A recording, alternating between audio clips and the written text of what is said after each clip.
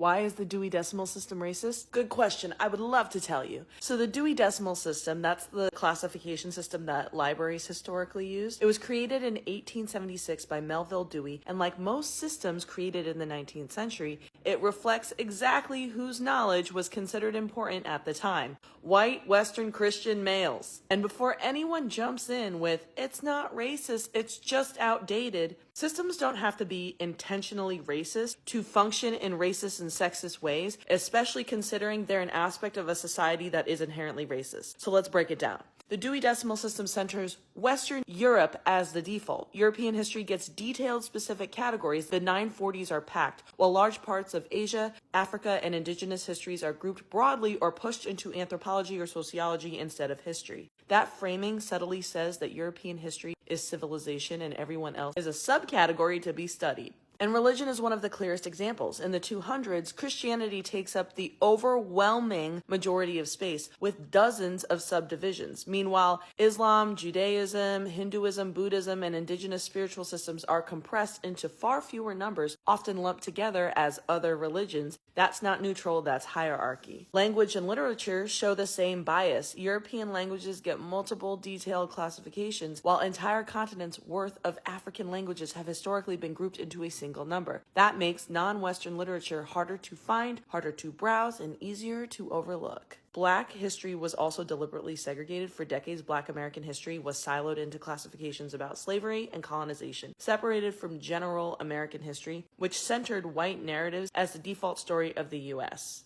Obviously. And sexism is baked in too. Women's labor, women's political movements, and women's history were historically treated as side categories, like special topics instead of being integrated into economics, politics, science, or history. Men were the norm, and everyone else was a deviation. This didn't happen by accident. Melville Dewey himself was openly racist, sexist, and anti-Semitic. He barred Jewish people and Black people from the Lake Placid Club that he owned. He essayed and harassed women librarians. He required female job applicants to submit photos so that he could judge their attractiveness level. His worldview shaped the system that he built.